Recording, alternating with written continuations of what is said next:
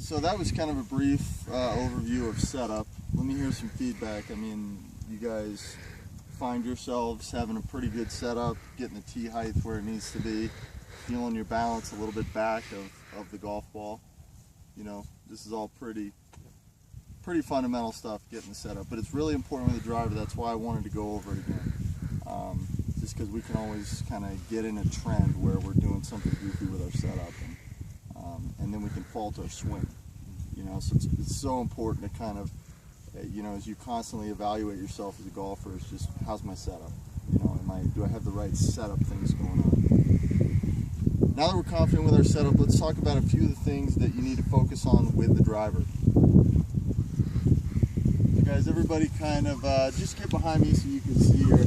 I think this is the most important thing for driver accuracy and driver distance. I think this is huge. So what I want to talk about is the importance of having a nice 1-2 with the driver, a nice tempo, being smooth. It's very natural for us with the driver to want to hit it as hard as we can, see the ball fly, you know, maximize our distance. And it is true that if you want to hit the golf ball further, you need to swing with more speed. Speed has a direct correlation to how far the golf ball is going to go. It also has a direct correlation on how much the golf ball is going to spin. And what we talked about with setup is that if you're not in the right setup, you could swing the driver and spin it too much. And that could cause you some directional problems. So how do you maximize your speed but have nice tempo? Well, you have to work on your transition from the backswing to the through swing.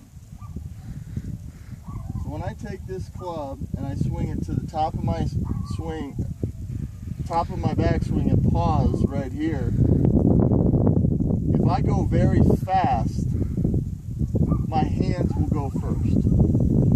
My hands have the most influence on the club. They can move the club, manipulate the club more than my body can.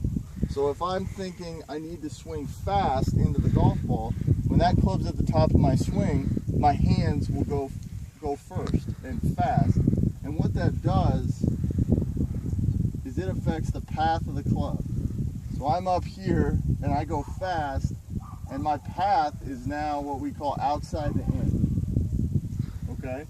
And that will cause the golf ball many times to start to the left, and it will be a glancing blow on the ball. Okay, so by thinking I'm swinging faster, you're actually getting out of your path and you're missing your chance to hit a good shot. So one of the most important things I key in on with the driver is, how do I start back into the golf ball? You want to start with your hip. Rotate your hip, your left hip, and try and get your belt buckle towards your target. And don't move your hands. So watch here. Did you see my hands? No movement. The only reason they pulled down is because I started by opening my hip to the target. Okay? So let me play this out for you in slow motion. How's that path to the club? It's much more inside, square to square. And so one thing I like to think of, if you really want to kind of focus on something simple for distance and speed, think of wide takeaway. See, what I mean by wide is, see how I'm stretched? See how the club takes away its low to the ground? Okay? I'm wide. I start with my hips. The club is now narrow, what I call narrow. And as I release, I'm back to wide. Wide, narrow, wide.